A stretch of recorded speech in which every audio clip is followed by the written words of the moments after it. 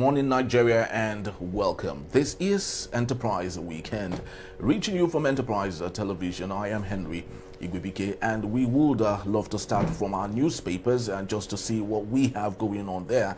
And from there, we move on to our main conversation also for today. Do well to be part of what we do. Have a say in what we say. You can always find us when you reach us at EnterpriseTVnews.com. You may equally like, comment, and follow us on all our social media platforms at EnterpriseTV7. I am very so honored to have with me, joining me live on our studios today is Shodinde Peters, a social commentator, public affairs analyst. Thank you so very much, Mr. Peters, for being here. Yeah, good morning, Aaron. Thank you. Yeah, all right, so let's kick off today with the Guardian newspaper. So many interesting stories we have going on there. The Guardian newspaper, it is big story: International Day of the Girl Child. Mixed grill of barriers leaves shapes lives of Nigeria's tender angels. And on the top strip, we have other interesting stories. Enugu governor, assembly members, councillors set to defect to the APC on Tuesday. And we have other stories. Oshun Debaku, council funds intact with us, UBA tells court.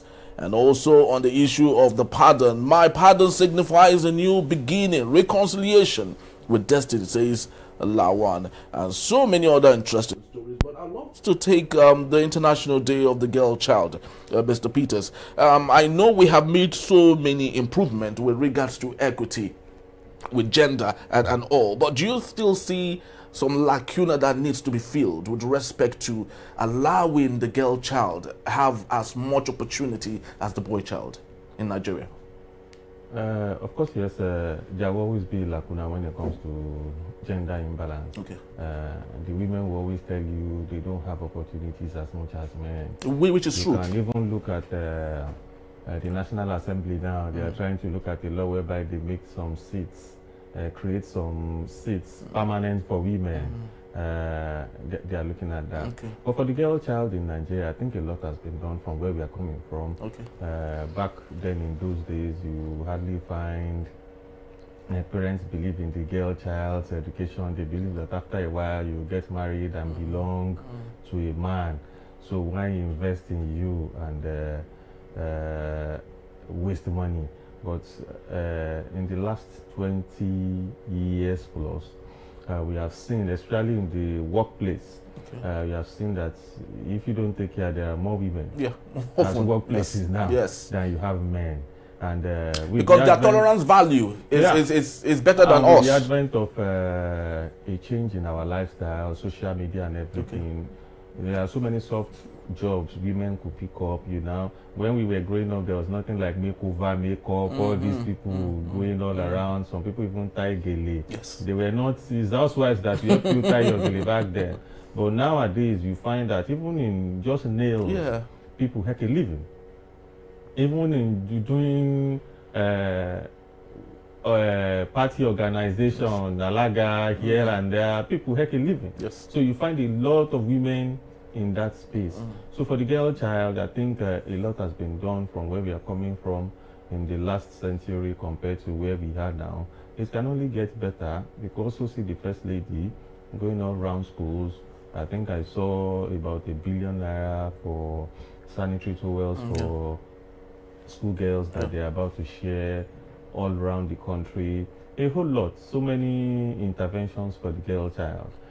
What still baffles me that in northern Nigeria... Exactly, because that's... I was just waiting for you to land so we can go to the northern part of Nigeria. And I want to ask you the place of religion, right, in all of this. Yes. I personally do not think for northern Nigeria it is religion. Because you find the rich. You find the ones that are actually opportune, who are fortunate. They don't marry their children out very early. Their own children go to school, their own children graduate, their own children get all the best of jobs. Same religion. Okay. But there are ways to keep the, just like what Lamido Sanusi has said, enough of all these religious schools that we build, teaching children to get married and so. Let's build proper schools. Train your children. Lamido's daughters are doing well. Very well. They are Yes. abroad, schooling, university. Dangote's kids, they're all girls, girls, and they are all running the father's company. Industry. Yes. Same religion. So I don't think it has anything to do with religion. It is personal and it is cultural. I think for them, a lot still needs to be done. I can remember the Jonathan years. He spent so much trying to start these Almanjiri schools so that they could have access. That is why it pains me anytime I remember this kidnapping of the girls. Yes, Chibok. The Chibok girls from their schools. You know, it gave so many others the impetus to think that, come, why are you sending the girls to school? After all, they will kidnap them. See the ones we sent to school. What has become of them? If you had allowed them to go and marry now, who will kidnap them? So I was still even reading some stories about people sharing their experiences about NYSC, especially in the northern Nigeria, and they were talking about how I will enter a class, almost nobody will understand my English language. By the time I try to prep people to school, all those girls, they started doing very well. They like me for who I am. I come to the next class next month, and they will tell me she has gone to get married. That's the rate at which they get their children married over there. It's something else. But I think down south here, we might not have a major issue with that, at least for basic education, which is primary, secondary. We might not have much challenge. I think for the Day of the International Girl Child, what I would just want the federal government to do is to do more for northern Nigeria. And northern elders too should wake up. The distance between the north and the south when it comes to education is about 50 years. Yes, true. So if the southern Nigeria is even backwards in terms of AI that has taken over almost all children abroad now, they can do 1001 things, and we are still trying to catch up. So what becomes of you that has not even made it a part of your policy, that whether you like it or not, it becomes a crime for your child not to at least have basic education? If you make it, you will not come tomorrow and be looking for a child that does not have O-level, that is now trying to forge certificates here and there. Make it as part of your policy. It is not impossible.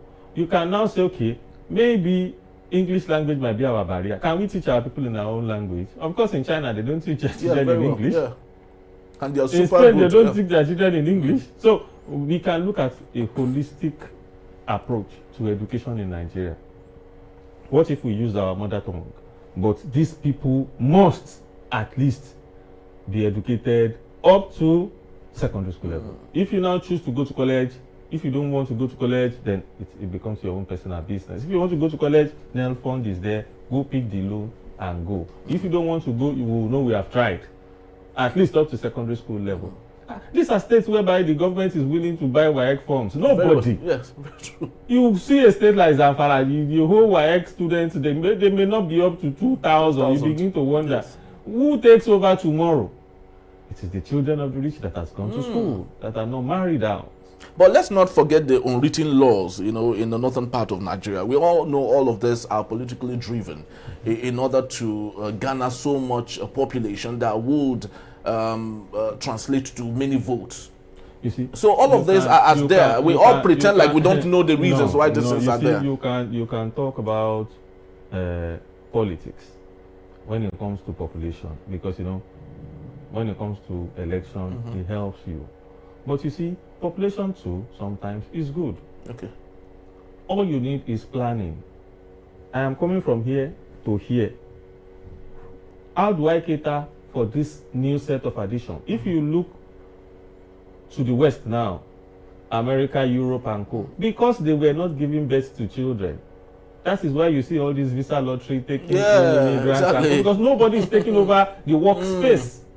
They need people. Yes. Canada needs people. The whole Europe needs people. Come and work. Let's make money. They no longer, they have couples marry and they tell you we just have a dog. We have a cat and we are fine. Okay, we have just one child maximum. The child said they'll go drop with grandma and that's it.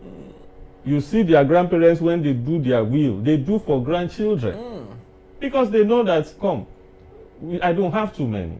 Here we have the population. That means if you start a company today, you have over 200 million customers to buy from you already. All you need is planning for this population. I'm not saying we should not control population. We should control population, but I don't have any problem. If we look at only the political angle, we'll get our eyes off the ball. If the population is there, and the population said it is Henry we want, what is there a problem with that? Okay. Not a problem. The only thing is that Henry should deliver. So I don't want to believe that after all we have all these children, we have the population. Train them. Train them. Make it part of the policy. The money is there. Now the president has said, I've given so much money. Then let us see the effect of the money, especially in education for the girl child. Very true. Education for the girl child, very so important. It's often said that when you train a girl child, you've trained a family. And that's why I think today should be celebrated, not just rhetorically, and maybe they can't sing the national anthem, but policies should be put in place to ensure that the girl child gets the opportunity that they deserve. But let's go to the issue of the pardon. Lawan, of course, signals a new beginning, like he said, a reconciliation with destiny. Lawan, we understand the Otedola Lawan issue that got him all messed up and all. He's been forgiven. We all know President Bola Ahmed Tinubu with his style of playing politics. Everything he does from inception, May 29, 2023, has been politically driven. Not that he loves whoever it is he's granting pardon to, but he feels that this person has something to bring to the table.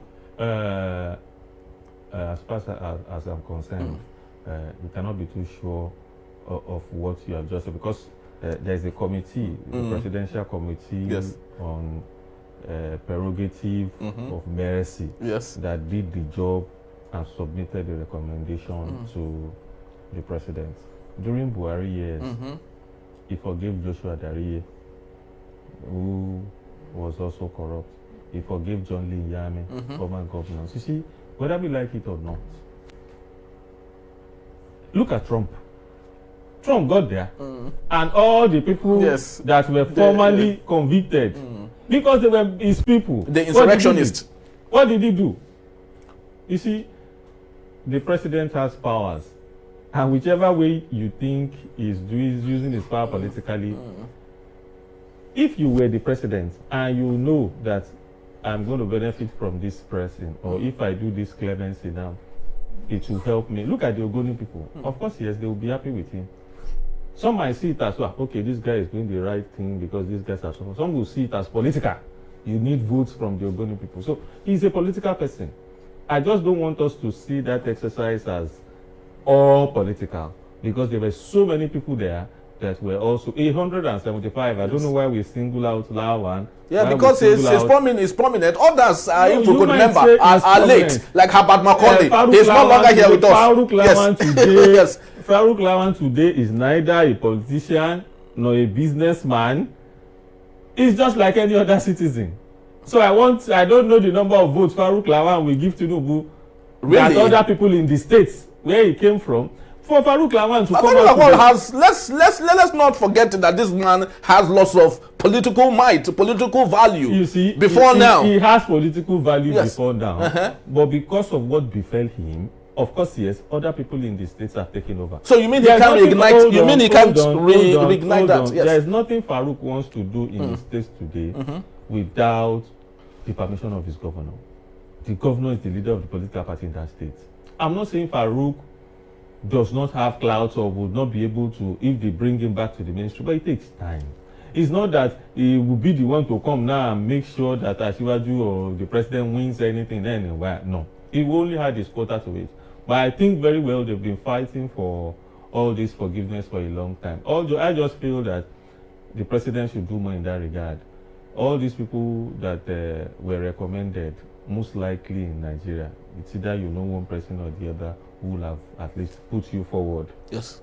There are so many people in our prisons awaiting trial. Yeah, because people mentioned that have no business. Yes, because people mentioned those are the type of ones I feel beautiful that truly do deserve the clemency. They should look at it. Yes. Why would somebody be awaiting trial for theft of a mobile phone for 15-20 years? That is madness. So those are what I expect that each state governor and the president, because the state governors also have the power. There's nothing wrong in you looking at asking the chief judge in your state, let us see the profile of the people that are waiting trial. Which one does not have to do with killing or robbery or anything? Which one is just all these ordinary tests? Can we see them? Can we meet them? Can we try as much as possible to get them out of this place so that we even decongest? Yes. You use that particular mechanism to solve a whole lot of problems. That is where I expect more focus to be. All these ones are just by the way. I don't think we should take this serious. It's part of the presidential powers to at least give people. So, which is right, which my submission seems to be a little bit, in the right direction, because if really it was done with a human face, what you had advised now would have been human face, yes, to give the Ogoni 9. But they are late. Pardon. It doesn't matter. You see, because of that, yes, it could affect their family because their parents were convicted. Yes, it does in some places. If your family is still carrying the burden that your dad is a convict, people can use it against you. Yes. So don't say because somebody is dead, if he was a confirmed armed robber, for example, now let's say an Anini that was nationally known in Nigeria, yes, and you come out today and say, my name is Lawrence Anini Jr. I want to come for the governor of Edo State. People will remind you of your father. Some people can even go to court and see your face alone, I'm scared. But because the president has said no, this man was unjustly, just like Abati Macaulay, colonial leaders were the ones who convicted the man. him. And the man will be like, you colonial person come to convict my own citizens. On what? Just because the man is asking for freedom? No. Let's write off this part of history. So you see, all these tools that they use sometimes, you only need to read more, ask questions. Why do they do them? You will know the reason why.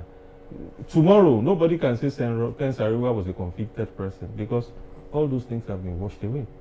It's just that in the course of doing all those things for the right set of people, you find some political people smuggle themselves inside of it and be like, okay, why would they have forgiven Dariye?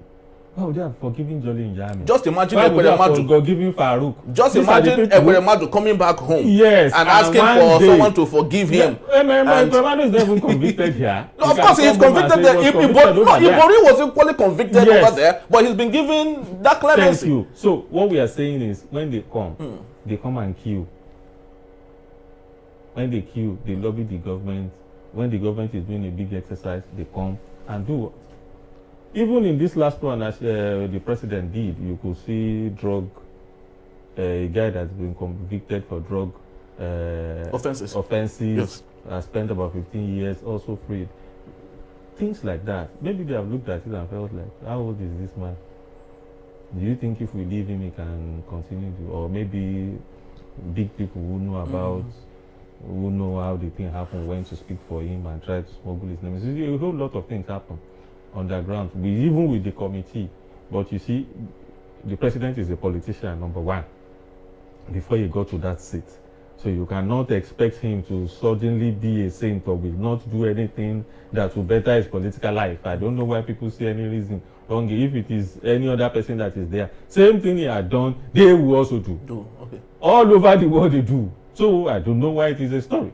All right, they say politics is no righteousness, and that makes it a little bit scary, because when we don't humanize the things that we do in the name of politicking, it's a very big red flag there. But let's go to the Saturday Punch newspaper. Mba planned APC defection, tears Enugu PDP apart. He's set to defect on Tuesday next week.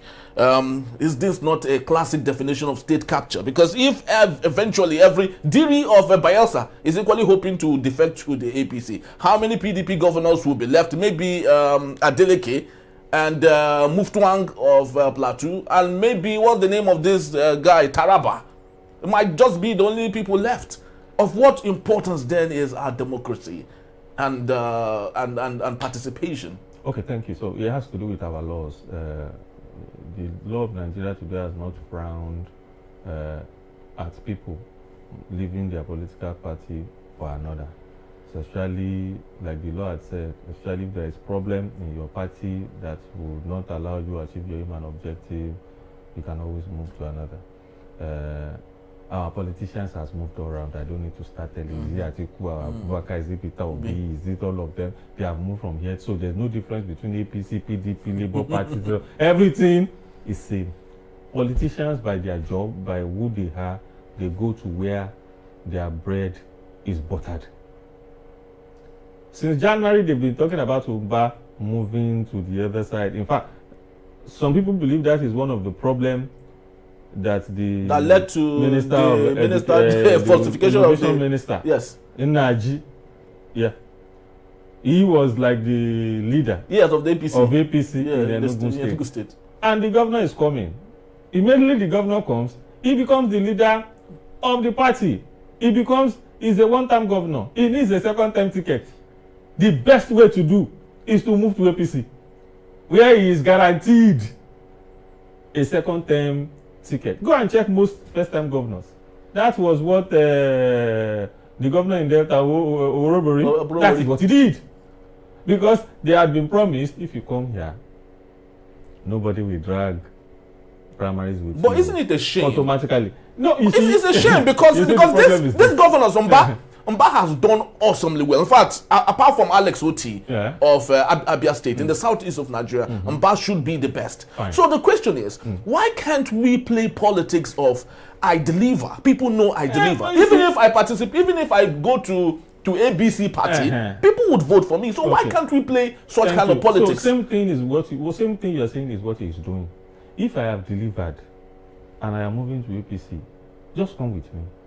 Don't stay with a party that has problem. I am doing well for you people. Forget where I go.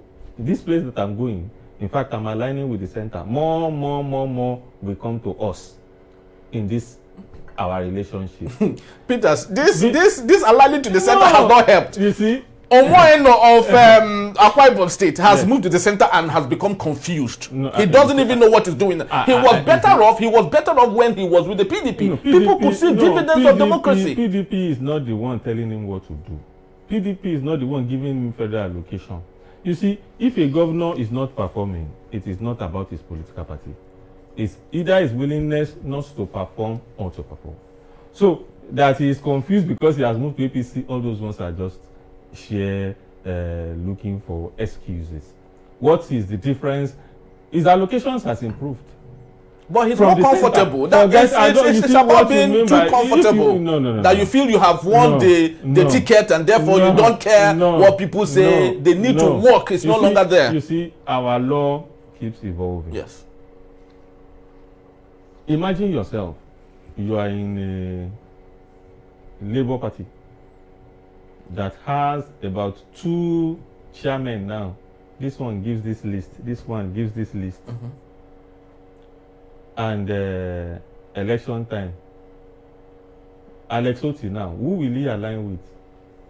Is it with Nenadi Usman or with what's this Domans? Yes, the barrister. Popular chairman. Yes.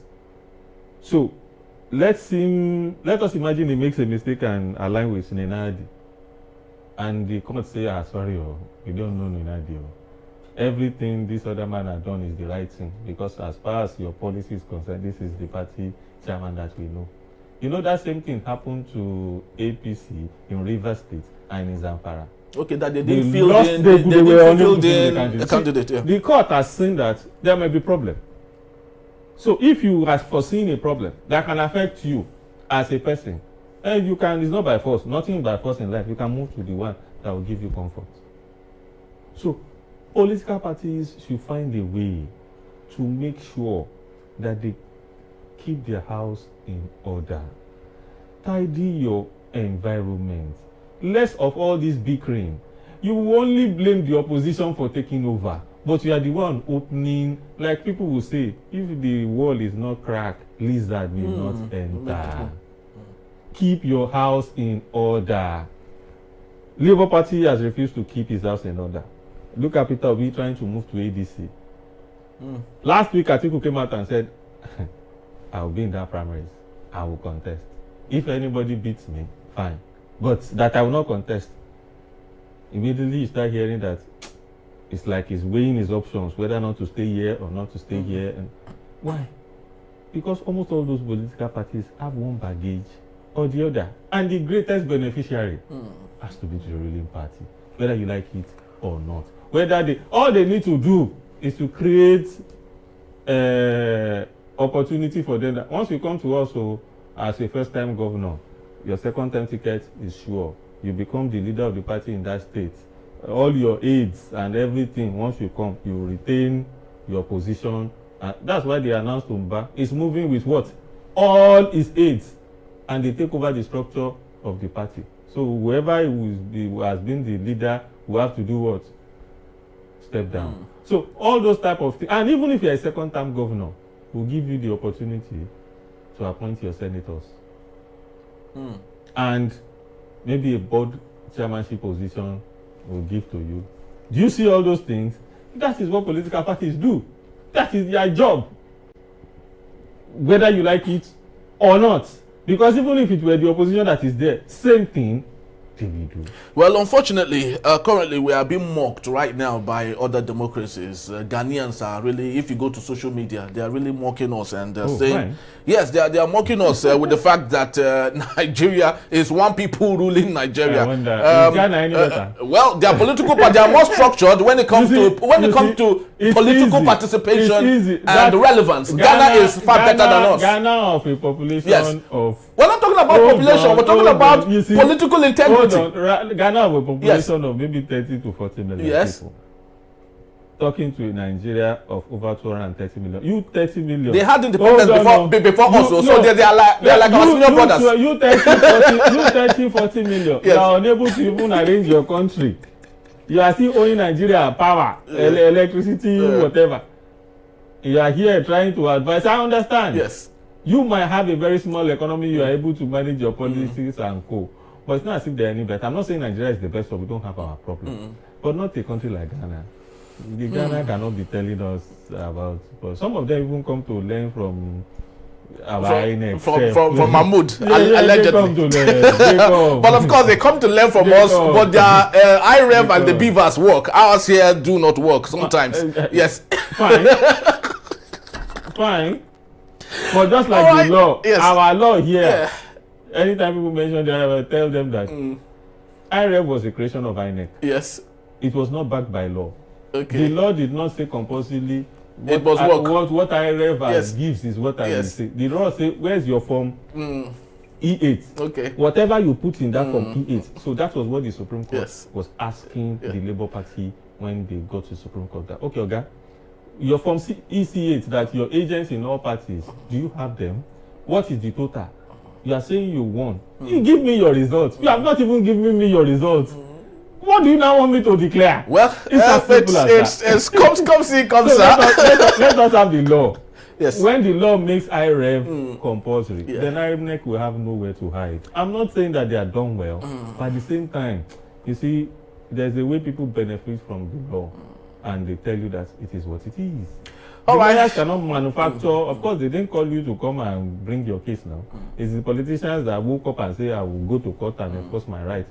And the law will look at, okay, what did I write? In this law, did we say IREV compulsorily must be what we will use? If we didn't say that, then bring manual paper that we've been using now.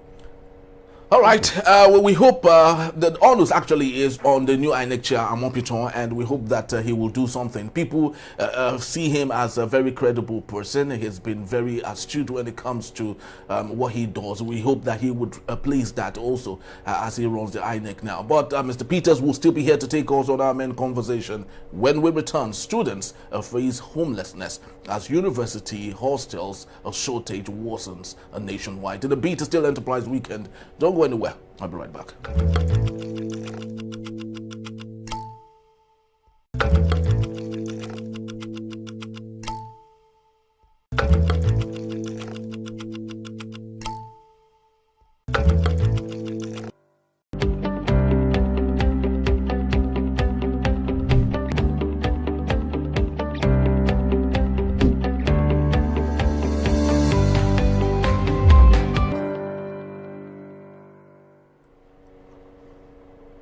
Thank you so very much for being back. And if you just joined us, this is still Enterprise Weekend, reaching you from Enterprise Television. Let's head straight to our conversation for today. Nigerian universities are facing a worsening accommodation crisis, leaving many students stranded without a place to stay. On campus, hostels remain grossly inadequate for the growing student population, forcing thousands to seek costly private alternatives. In Lagos, for example, and Abuja, Ibadan, and other major cities, private investors have built hostels, but rent prices ranging from 350,000 naira to over 1 million naira per session are far beyond the reach of the average students, and that is true, as institutions like UNILAG and LASU limited hostel spaces have led to intense competition and exploitation by landlords and agents, while some students resort to daily commutes that affect their academic performance. Parents burdened by the high cost of accommodation lament that securing affordable housing has become a bigger challenge than paying tuition. The situation is equally dire across other states. In Plateau, Bayelsa, and other regions, students pay between 30,000 naira and 700,000 naira for shared rooms or cramped private apartments. At UNIJOS, for example, and many lives and campuses, due to limited hostel capacity, are skyrocketing rent in nearby communities and in other parts. Now let's get talking. I still have with me Mr. Shode Peters. Thank you so very much, Mr. Peters, for being here. No. Truly do appreciate you. Now, we have all experienced this sometimes in our days, when we rode those jam and we passed, we're excited, we went to school. I'd love you to share your experiences, maybe. And now let's bring it forward to what we have. Of course, we'd love to compare it with governance structure as at the time, what we have today. Those universities are still there. Nothing has changed, actually. So what is wrong? Let's have an experience of where we were coming from. Okay, let me look at before I got into school, Okay. when I'm in school, and what is currently happening now. When we got into school, I went to the Bayelsa University, and such a very beautiful place, but we have shortage of accommodation for students actually. I think almost about 50 to 60% of the students live on campus. Okay. The rest find their accommodation outside the campus. And a little challenging back then because there was the Ife Modakeke Crisis. then. So most students try to lean towards squatting in the hostels in the school environment rather than caught in between the melee that is happening back then. But by and large, what we heard then was, this is our school, everybody had their own bed space, just 2 or 3 of us in the room. The cafeterias were still there. We come here, they give us tickets, we come to eat. Everything is prim and proper, that you guys are suffering. So what they called suffering to us then, we felt like, this is still good now. Because my hostel accommodation was 90 naira in the school. When they increased it to 500 naira, it was a tug of war. Same 90 naira I paid in my secondary school. Government accommodation back then, yes. I don't know whether it is by law or whatever, was 90 naira. That was what I meant. That was what I paid for my bed space, and we were just 6 in the room. Our room was big enough to accommodate 3 bunks, and then we were fine. So if you are a medical student, they had their floor. Yeah, they had their own floor, yeah. True. And once you become a final year student, they give you a comfortable room. You are not the big boy. Yeah, you are the big boy. They give us just 2 of us in the room, and they pamper you. So we had those arrangements, everything still prim, proper, fine, and cool. But you know, early 90s up till now, the population of the country has almost risen by almost 300-400%. No, let me say 200-300%. Okay. Between 1990 and what we have now. So, and if you look at the number of students writing exam to enter higher institutions, over 1 million sometimes every year, trying to get admission in how many universities until private universities start coming to the rescue to fill in the space. You find out that a lot of people get frustrated trying to enter school. So you have that population demanding for education. but the supply of schools that they will go is not there. So private sector had to come in, trying to fill in the vacancy. But in trying to start these schools too, accommodation was left out of it. Oh, okay. They prefer to build faculties, departments, and all that, and looking for private sector to do the accommodation thing. You people, if you have brought university to your town, community, so your responsibility people should try and build things now and support us and co. But you see, that is what is causing the housing crisis, especially for students, whereby the demand for education now outweighs the supply of institutions. So the few institutions that are available to admit people, they also do not have adequate accommodation for the students they have given admission, they have admitted. So you now find out that the little accommodation in the school, I will use maybe a LASU as an example. There are some particular levels, some particular year that you are not entitled to accommodation. You can find your accommodation yourself. Yeah. There are some years they will be like, okay, maybe once you are in 100 level. Yes, 100 level, 200, you have access for you give, the school after hostels. 100, they don't give you. Go find yourself. 405, but we expect that by then you'll have. So people, they put a whole lot of measures. But you see, the housing crisis is not only for students alone. They are just caught in between. You see, Nigeria has a housing deficit of between 20 to 30 million. But let's cut the cheese here. You know, all of these things we're talking about has always been there. It's more like a perennial issue. But since the coming of President Bola Ahmed Tinubu, it has worsened. Hold on. You see, as of 1990, Nigeria has a housing deficit of about 7 to 10 million. Between 1990 and 2025, it has risen up to between 20 and 30 million. Housing deficits. And I will tell you why. Population growth. We had more children that were born when the economy was booming in the early 90s, especially when in the early 70s. Early 90s and democracy came. Okay. And we had so much industries, things were booming. We had a lot of those children born then are they are the ones entering university now, not the ones in 70s. So the ones in 70s are already grandma now and grandpas. So the population between early 90s to what we have are the ones in that bracket looking for education or are just graduated and are paying so much for accommodation.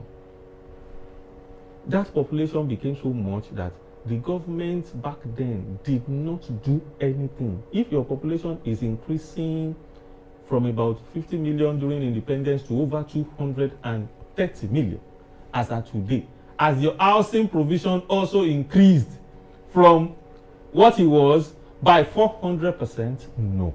But don't you think those are excuses?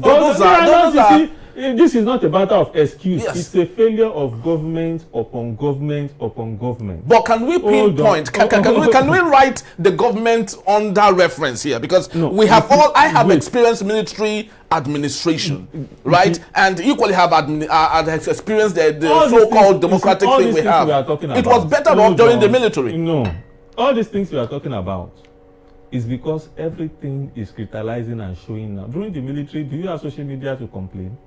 Do you have all this opportunity to complain? No. You see, same as education. People will tell you in Lagos State here, all the schools Jack Conde built are still the ones we have.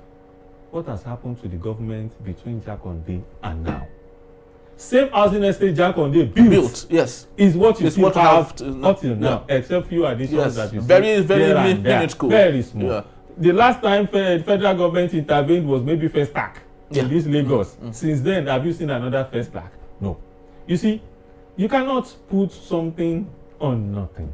If you fail to plan, you will eventually plan to fail. Outside population, number 2, rural-urban migration. People leave villages, towns to come to the city to look for a job. The city you are coming to lacks the infrastructure to take everybody. That is why almost every uncompleted building you see people living there.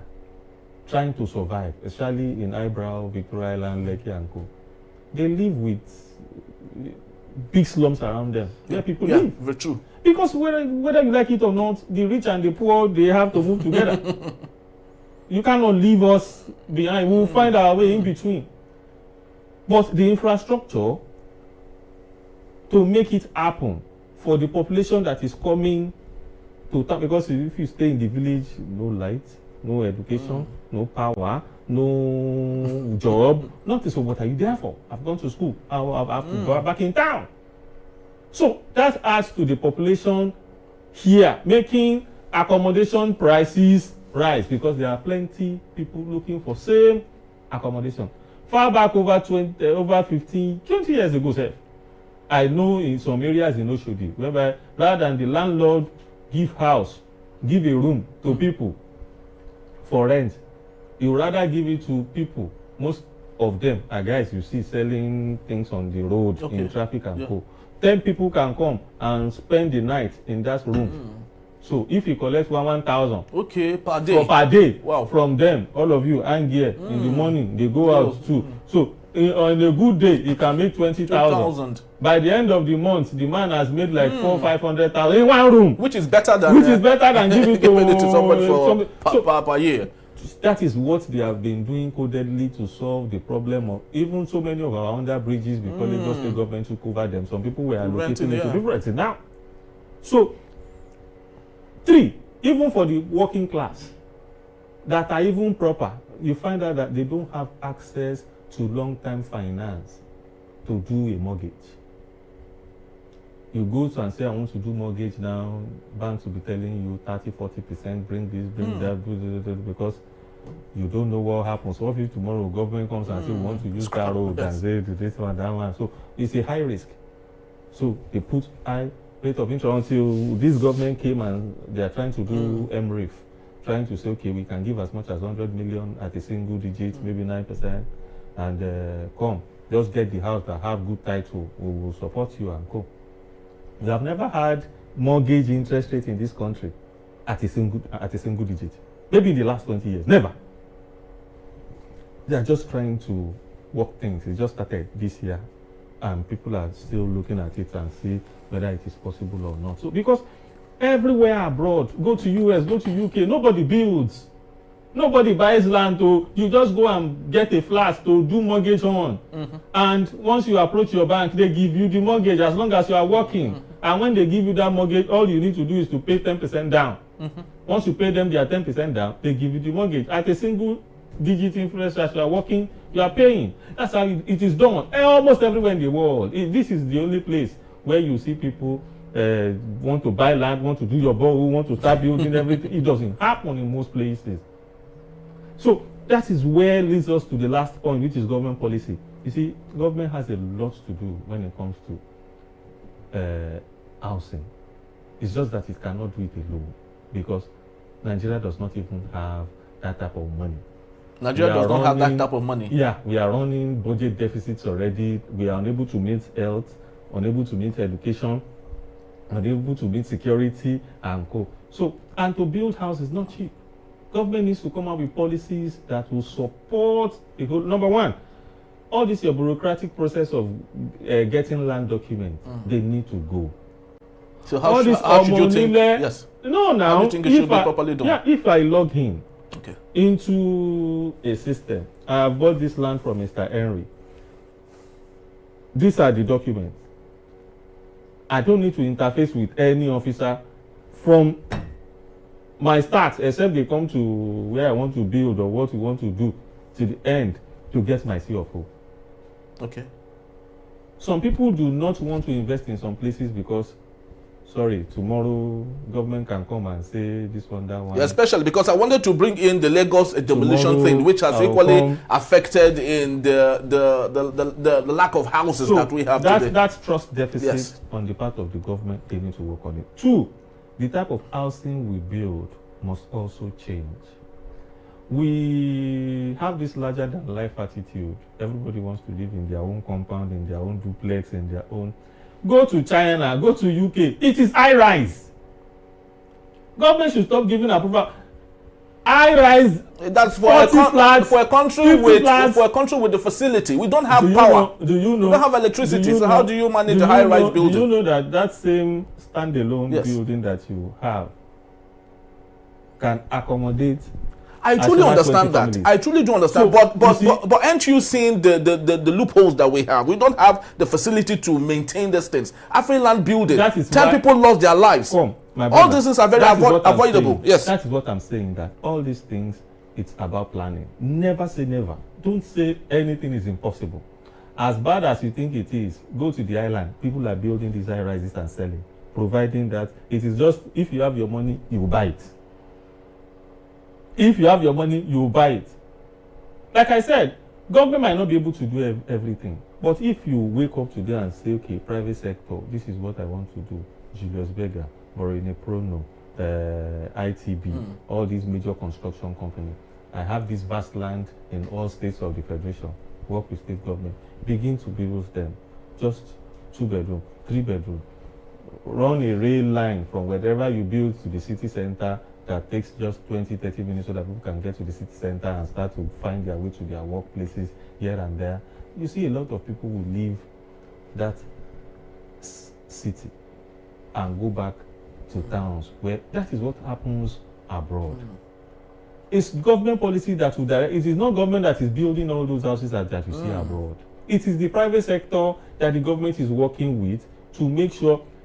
They make sure such in a way that if we build these houses, so it's not the type of house that Henry will buy.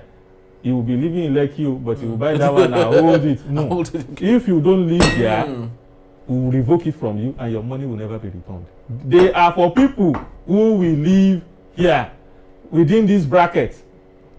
You see, it's a matter of sitting together, brainstorming about this thing and coming up with adequate solutions. It will happen. All right. So just before we leave, we have less than 2 minutes to do that. You talked about policies of the government. Let's narrow it to Lagos State government. We've seen lots of demolitions here and there, and it adds to the worsening crisis of housing in Lagos particularly. Why is it difficult for Lagos State government to say, okay, this is the map of Lagos, right? These are drainage areas. Let it be open for everyone to see areas that should be built and areas that should not be built, right? But a situation where everything is left to everyone to do as they like. Imagine investing, like the buildings they demolished at Ikota. Most of those buildings were sold for 300 million and they had all the papers through C of O. Do you want us to go into this? Please do. Let's do it if we can in the less than go and check all the people whose houses were demolished. How many of them have approached the law court for justice? You see, it's easy. Both parties are to blame. Okay. But I will get there. It's easy for us to sit here and just apportion the blame. But if you want to spend 300 million naira on a property, Mr. Henry, I expect you to use at least 10 million naira to get into the government agency responsible and get all your documents. If it is possible for you to even see the governor to sign it in front of you, which I'm just joking. Yes, I understand. How would you be building a property or buying a property of 300 million and you have not gotten to the government agency to issue you a paper saying that this place is free? So are you saying there are people who there are people that do not have all of these things but have gotten their houses demolished? The one in Ekota? Yes. That you saw? Yes. There is a physical planning office by the Ekota. Exactly. Someone was here and was saying, if this is there, why should they allow this? Most of the time, yes, you find out that crooked officers will tell them, this is our office and nobody's disturbing anybody. That is what those guys used to sell the houses. See physical planning now. It's just nearby. They will do this. But go and check very well. If those people have gone to Alausa to check, because they have the chart of the whole state, they have the survey, they know the canal panel. All you need to just get a lawyer or an agent who will do that. They will issue you that this place you are trying to buy or build is not free. But the way these marketers market to you, they will tell you that government would excise the place to them. The document is waiting in front of the governor. He will sign it. Everybody has agreed. This, that. Look at what happened in trade fair. Though the land belongs to the federal government, yes. But the law is that once you want to build anything, you approach the state government. Really? Yes. But it is that is the law in every state. It's under the management of the federal government. No. That is the law in every state. In fact, I have a brother who bought a federal government land around the Paja here, got his CFO from Alausa, but when he was building, you have to submit all your building approvals, all your building plan to the Lagos state government. They come, they inspect your materials. Their own is not the land, their own is the building. Same thing that happened in First Act. It might be a federal property. If you go to Enugu, Zamfara, anywhere today, and you have a federal government land there, and you are building there, the state will come and tell you that, come, though you are building, are you following all the plan of our own state in building? It is their right. So why aren't they doing it? Why aren't they doing it in military formations? In military formations? Yes, in our barracks and all. It's owned by the federal government, and they build as they like. The state governments don't have jurisdictions over those places. Wait. You mentioned this. Those are military institutions. Yes. I don't have the information, but I doubt if military will also build without reaching the state. Really? Fashola had stopped the military man passing BRT before that, and they had to find a way around it and apologize. You see, don't think that because they are military or they are police, they are irresponsible. No. They might have their top-notch working with the state government. They might not pass through almost all this our own marking and demolition and trying to. They may be like, come, we are doing this number of housing units in this place, so this is what it costs to and go. The state will just say, okay, we'll visit and we'll just stamp and go. All those ones are different. You don't use those ones as excuse for yourself. What I will advise people is, if you want to do anything, stop working with people that are nearby or calling themselves agents. Get a lawyer. Let them run a search for you. When they run a search for you, that is when you will know. And to government, you do not wait till people finish everything they are building before you move in and tell them. Because the government agencies that are close to those places where those things were demolished, all the officers there are supposed to be arrested. Very well.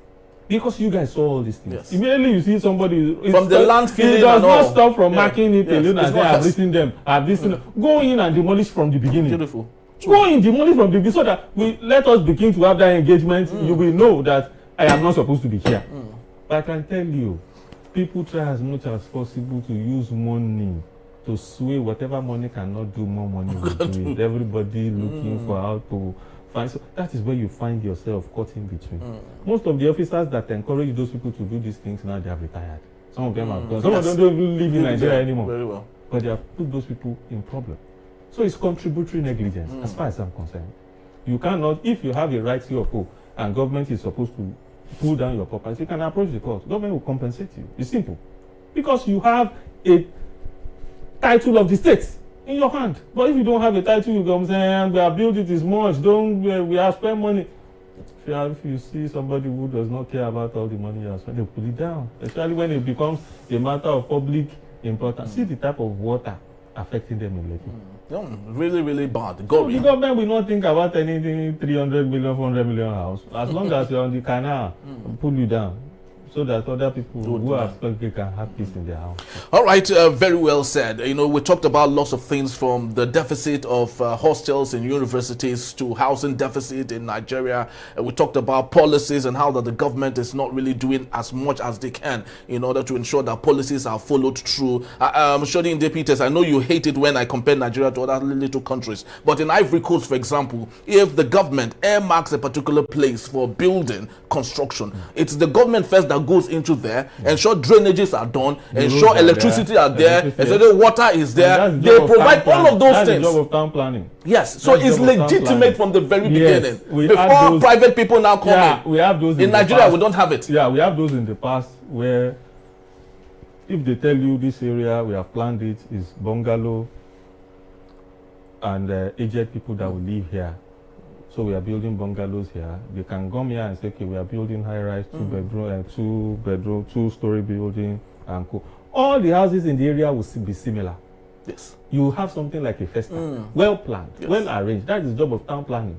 But town planning failed here. where everybody just, you can see a big queue or a story building here, next you see somebody building high rise, everybody just doing anyhow, because government too, when giving approval, they care more about money. They don't care about, in those countries, you receive your C of O in 2-3 days. Very well. I've worked with somebody before who came from Côte d'Ivoire. Yes. Yeah, one of the Francophone countries. Yeah, Côte d'Ivoire. That is from Côte d'Ivoire. When he came to Nigeria and worked with us, and we started saying lease agreements, we'll go and register, we'll do this, like, he was like, what are you people doing? Is it not you and landlord, you talk and go?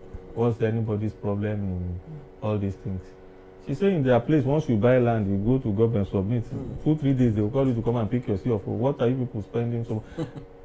She didn't understand that this is the process in this place. She felt that guys were trying to be funny until she got entrenched in sin and found out the way you people do. That's what I said earlier. That bureaucracy has to die. Has to die. And not the one that is, some people will sell land to somebody, people will have built a whole community. Another part of the family will now come tomorrow and say, the man who sold to you is wrong. It should have been our family that we have sold to. So we have so many families interested in this land. Use their connections. So many issues. So all those things are part of why people lost confidence in government and do anyhow. So comparing Côte d'Ivoire with us, of course, yes, you always see the gap. They are better people who manage their affairs, very thorough set of people. But because their population is also adequate, still doesn't mean they don't have their own housing challenges. Check it. You will see a whole lot of, when they come to Nigeria and see houses and see cars, they get shocked. What's happening here? It's like they are in New York. I'm not saying it is the best of the best, but to be sincere to you, every economies have their own challenges. We just hope that the government is able to sail this ship to the proper destination. Because anytime where you see problem like this, you see money. True. Chaos brings money. You see it as a problem. But a right-thinking individual, a right-thinking businessman, a right-thinking leader will see, wow, shortage of 30 million housing. So that means if I build 1 million houses here and I spend $100 million to do it, and I go out with $500 million, and the person will start work. I was watching how Obasanjo was talking about how he encouraged Dangote to build his factory, and he has taken him from Nigeria to Tanzania to so many countries, and now the guy has blown. That is it, because they saw a problem. What we see as problem has become money for the man, made him the Africa's richest man. Now he has a refinery because he saw you guys have energy problem.